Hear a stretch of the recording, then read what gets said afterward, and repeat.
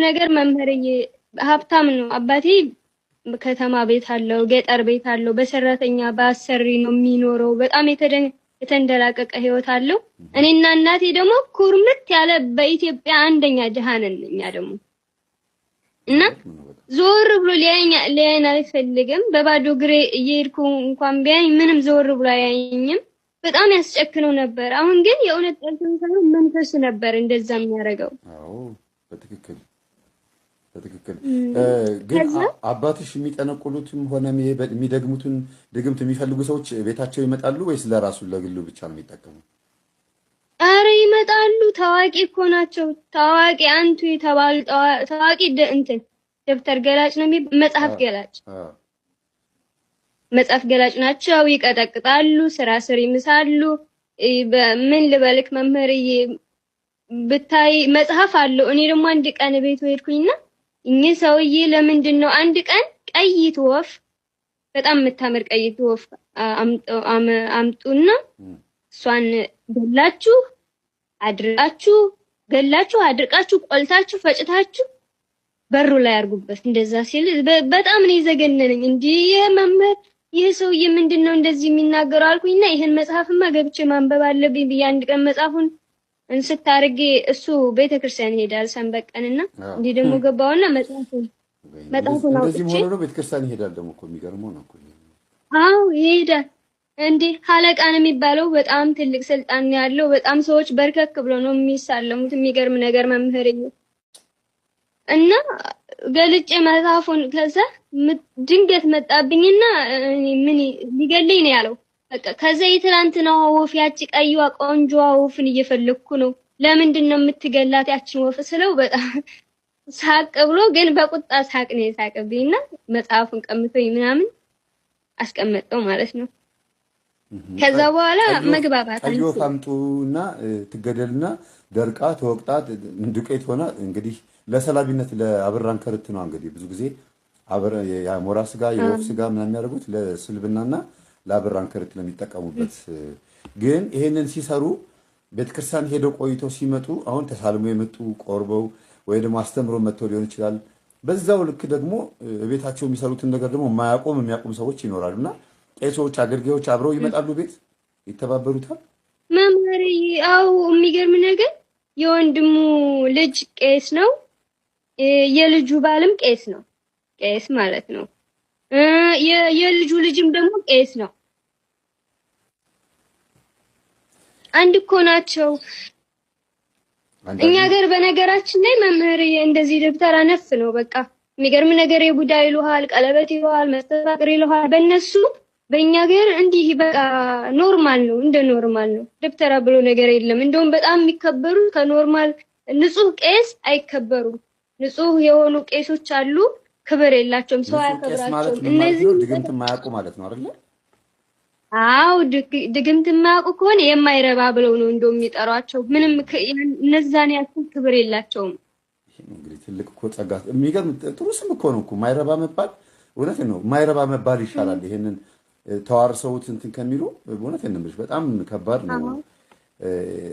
ላወቀውም እውነት ነው። አዎ የሚገርምሽ ለማሰራትም ለማስደገምም ለአብሾም ለምንም የሚመጡ አገልጋዮች ጓደኞቹ ከሆኑና የሚተባበሩት ከሆኑ የልብ የበለጠ የሚሰማው የዛን ጊዜ ነው። ግን ጊዜው እንደሄደ አሁን እንደሰለጠነ እንደዚህ አይነት ነገሮች እንደሚሰሩ ደግሞ አሁን ስንናገር ምን ስንል ሆን ብለን ስለ አባቶች የምናወራ የሚመስላቸው ሰዎች አሉና ምን ትያለሽ ስለ እነዚህ ሰዎች? ስለ ካህናት የምናወራ ይመስላል መምህር። እኔ የሚገርም ነገር እስካሁን ድረስ ያው መምህር ተስፋዬ ከኔ በላይ ይናገራቸዋል። ለምንድን ነው ግርም ይለኛል። ቤተክርስቲያን ውስጥ ቦታ ያላቸው ራሱ እንዴ ይታወቃል እኮ ግልጽ እኮ ነው። የሚገርም ነገር አብሾ የማይጠጣ የለም በእኛ ሀገር፣ የማይቀጠቅጥ የለም። እነዛ የማይቀጠቅጡቱ እንኳን ቦታ የላቸውም። ቤተክርስቲያን ውስጥ ቦታ የላቸውም። የእውነት ይሰድቧቸዋል። ምንም እኮ አቅም ይሄ እኮ ዝም ብሎ የማይረባ ነው ይላሉ። የቆሎ ተማሪዎች እያሉ ገና መስተፋቅር መፈተኛ የሚባል ነገር አለ። መስተፋቅር መፈተኛ ይዳርጋሉ። ይሄ ንጹህ ተማሪ ምንም የማያውቀው ተማሪ አንድ ጊዜ ያሳብዱታል፣ አንድ ጊዜ ከትምህርቱ ያወድቁታል፣ አንድ ጊዜ በቃ ይሰቃያል። እንዳይሰቃይ ግን መጀመሪያ የሚያውቀው ይሄ ቅጠላ ቅጠሉን ነው። መጠበቂያ ይላሉ፣ ግርማ ሞገስ ይላሉ። ምን ልበልክ ብዙ ነገር ነው ያለው። ይገርማል። ስለዚህ እንደው ጠቅለል እናልከው ብዬ ነው። ምክንያቱም ብዙ ካወራን ሆን ብለን ታርጌትሊ እኛ የተዋህዶ ልጆች ያልሆንን ሆኖ ታርጌት ያደረግን ለጠላት አሳልፈን የምንሰጥ እንዳይመስል እኛም ደግሞ ቤታችንን ስለምንወዳት ሆዲት ጆ ብለን እንለፈውና ወደ እስልምና እንድትገቢ ያደረገሽ ይሄኛው አይነት የአባትሽ አካሄድ ነው ማለት ነው። አዎ መምህሬ፣ የመጀመሪያ አሪፍ የሆነው እንጂ በህፃንነቴ ታምሜ ሙቼ እንደነበር እናቴ ነግራኛለች። ሙተሽ ተለቅሶ ውሃ ቀርቦ የሬሳ ማጠቢያ ውሃ ሌለ እሱ ቀርቦ አጥበው ሊገንዙ እናቴ ግን እምቢ አለች። ገና ሙቀቱ አልበረደም፣ የሰውነቷ ሙቀቱ አልበረደምና ልጅ ያልሞተችም ብዬ አንቺ ላይ ሁኜ ድንግል ማርያም እያልኩ አለቅስ ነበረ። የተወለድኩት የሚገርም ነገር መምህርዬ በልደታ ማርያም ነው። በአንድ ነው የተወለድኩት እና ስታለቅስ ከሞትኩ በኋላ ከትንሽ ደቂቃዎች በኋላ ምናምን አጎቴ ይሳደባት ነበረ። እናቴን ሙታለች እኮ ለምንድን ነው እንደዚህ ይላታል። እናቴ ግን ሰውነቷ ገና አልቀዘቀዘም፣ ልጄ ትድናለች እያለች ታለቅስ ነበረና እግዚአብሔር አምላክ አድኖኛል። እግዚአብሔር ይመስገን። በጣም ይገርማል። መቼም ሞተሽ ከሞት ተነስተሽ ነው ታዲያ የምታወሪን አይባልም እንጂ ያው ተነስተሽ ነው እንጂ የሚገርም ነው። አንዳንድ ጊዜ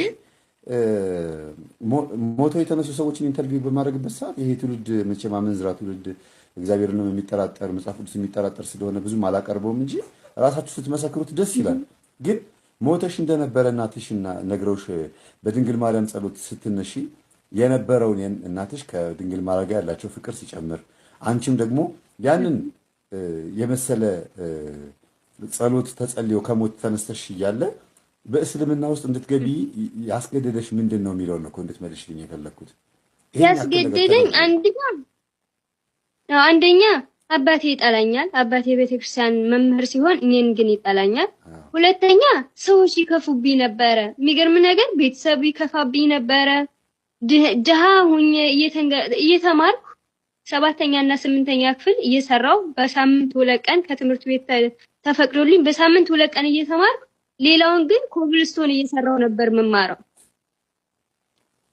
ህንጻ እየሰራው በጣም ቀጭን ነኝ። ወገቤን ታጥቄ ከወንዶች ጋር ሲሚንቶ እየተሸከምኩ ሀብታሞች ቤተሰቦቼ ግን ምንም አይረዱኝም። እና የሚገርም ነገር እነዚህ ሙስሊሞች ግን እንደውም ባይረዱልኝ እንኳን አላህ ያሽርሽ፣ አላህ ደህና ጊዜ ያምጣልሽ፣ አይዞሽ በርቺ ሲሉኝ በእጅግ እወዳቸዋለሁ። የሚገርም ነገር መምህርዬ፣ በጣም ይገርማል። አዎ ፍቅር ሰጥተውሻል እና ክርስቲያን አዎ በጣም ፍቅር ይሰጡኝ ነበረ።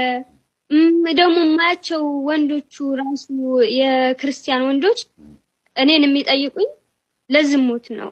ድሃ ስለሆንኩኝ ብቻ ገንዘብ ሰጥተው ሊጫወቱብኝ ነው የሚፈልጉት እንጂ የእውነት ለትዳር አስቦኝ አያውቁም። በዚህ ደግሞ በጣም እማረርባቸው ነበር። ምን አይነት ተፈጥሮ ነው?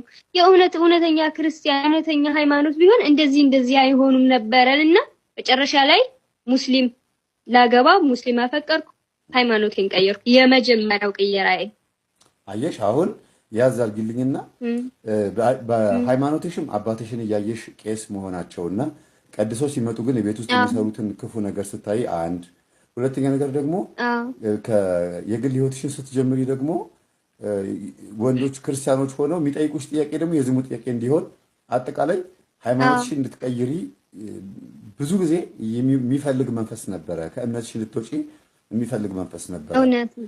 ይሄንን ታዲያ ይሄንን እንደዚህ ያዥልኝና አባትሽ ላይ አንዳንድ ጊዜ የሃይማኖት ችግር አለባቸው ወይ ታስቢያለሽ? ይሄ መጠራጠር ማስካድ ወይ ቅብአት ምን የሚባል የእስላም ዛር እንዳለባቸው ምናምን የሰማሽው በቤተሰብ በእናትሽም ወይ በአያትሽ በኩል ካለ ነው እንደዚህ ብዙ ጊዜ አንዴ ወሰድ አንዴ መጣ የሚያደርገውና እንዴት ታዲያ አባትሽን እንደዛ ምግባር እያየሽ የሚጠይቁሽም ወንዶች ክርስቲያኖችን በሙሉ የዝሙት ጥያቄ የሚጠይቁሽ አድርጎ እምነትሽን እንድትክጂ አድርጎ ዛሬ ላይ ግን እንዴት አመለጥሽው የሚለው ነገር ሳስበው ገርሞኝ ነውና አመቻችቶ ምንድን ያደረገው ሙስሊም እንድታገቢ ያደረገ።